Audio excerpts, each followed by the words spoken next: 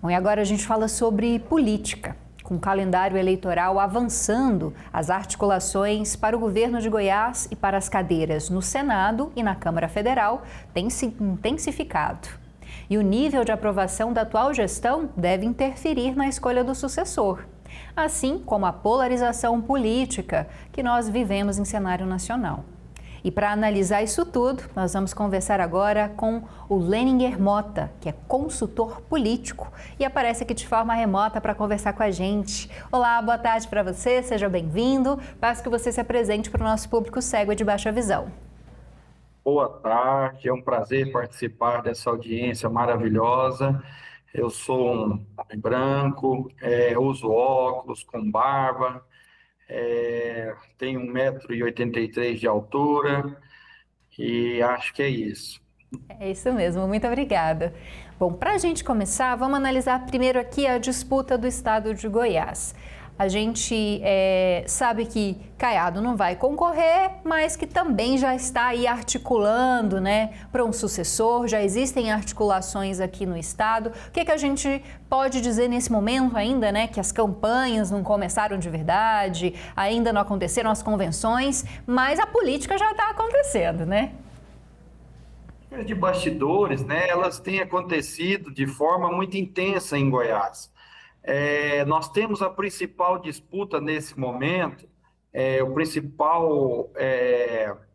a tentativa principal, nessa prévia aí, é o governador Caiado tentando atrair para o grupo o Partido Liberal. Então, essa é a grande articulação do Caiado no momento, para antes do pleito em si, já ter essa conquista.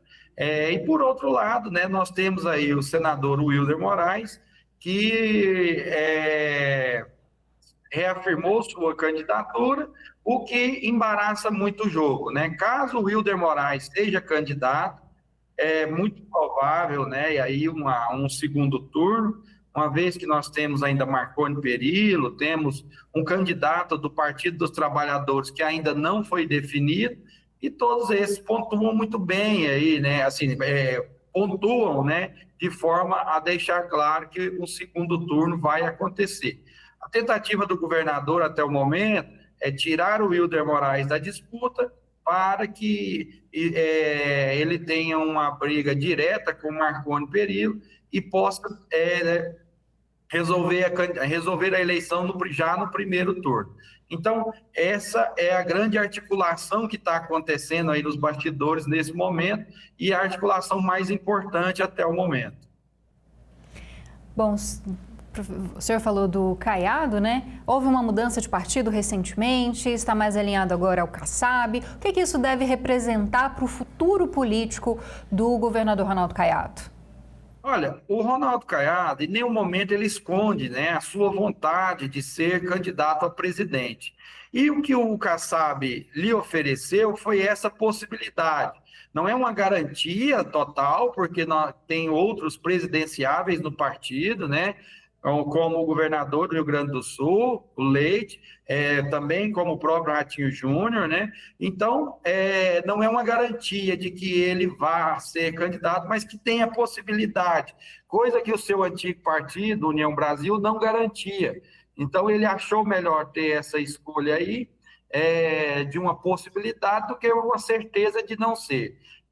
Outro detalhe é que eu acho que essa mudança de partido do Caiado dificultou um pouco essa aliança tão sonhada que ele tem com o PL, uma vez que nós temos o Partido Liberal vai lançar candidato a presidente. E com o PSD lançando também, fica inviável, você ter aí uma divisão de palanque, onde o PL poderia estar no palanque de quem está apoiando o Ratinho Júnior, o próprio Caiado, para ser presidente. Então, eu vejo que isso embaralhou um pouco o jogo, nós temos aí agora uma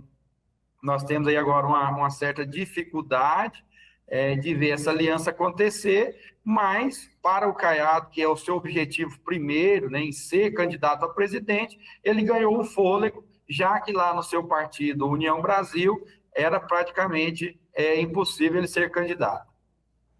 Mas para ser candidato a presidente, o atual governador deve ter que se afastar da figura de Jair Bolsonaro, né? Jair Bolsonaro tem um candidato já, que é o filho dele. Exatamente, é isso que vai dificultando a união com o PL em Goiás, né? Você tem aí o PL já definido, né?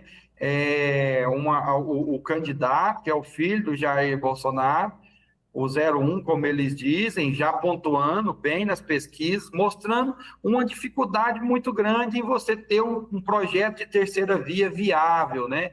Que seja aí, que tenha força para chegar no segundo turno.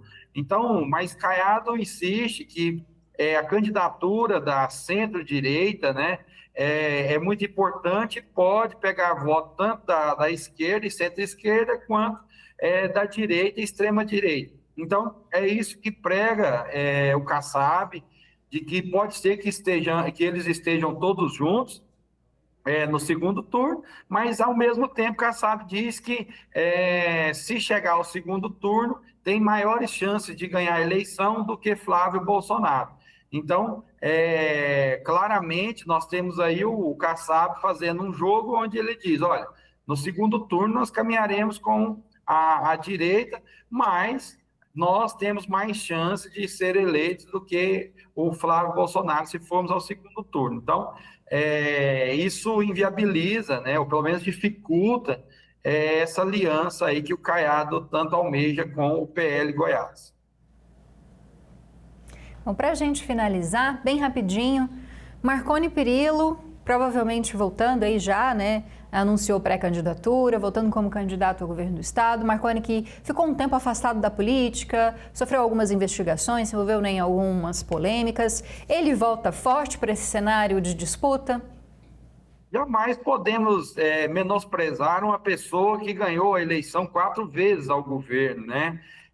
Realmente tem uma liderança política muito clara, tem aí um grupo de ex-prefeitos que o apoia, consegue articular bem com esse pessoal.